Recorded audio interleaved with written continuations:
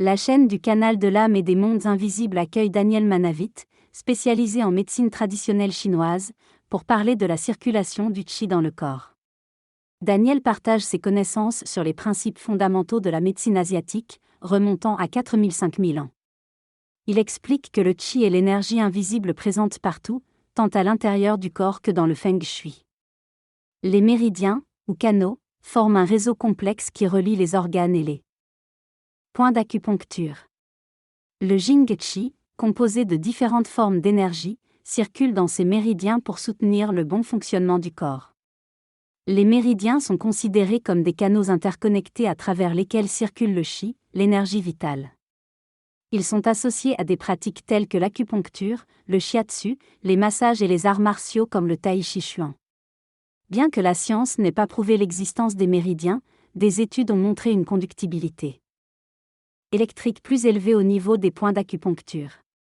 Des effets analgésiques et des différences de densité tissulaire ont également été observés.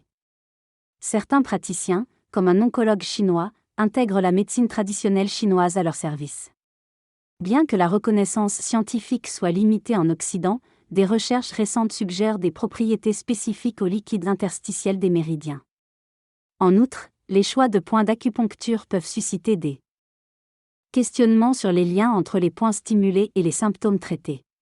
Le texte discute de l'acupuncture et de la médecine chinoise traditionnelle. Il décrit comment l'acupuncture est pratiquée pour aider lors de l'accouchement, en stimulant certains points pour faire tourner le bébé dans le bon sens.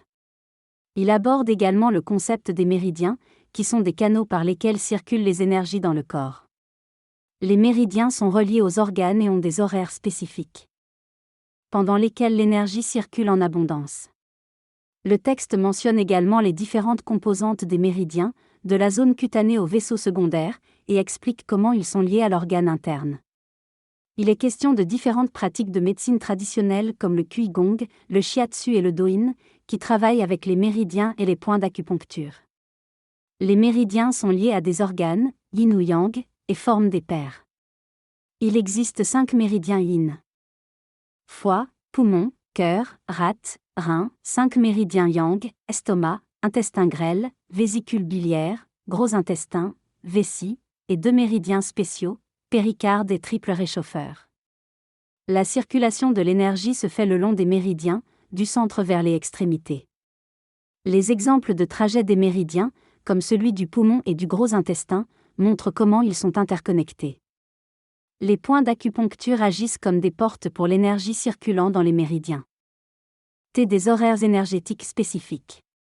Les méridiens d'acupuncture comportent des points qui ne sont pas tous équidistants, leur numérotation varie en fonction du nombre de points sur chaque méridien.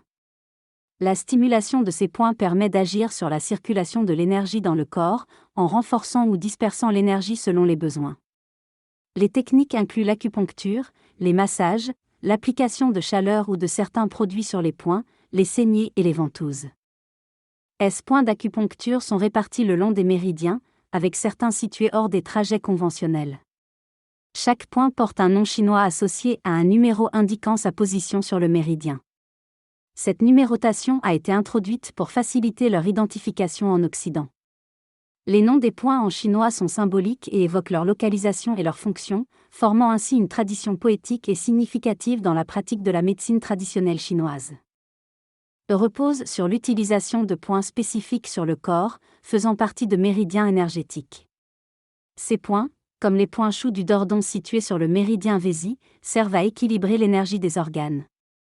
Par exemple, le point 13 du méridien de la vessie est utilisé pour l'équilibre du poumon et de ses fonctions associées.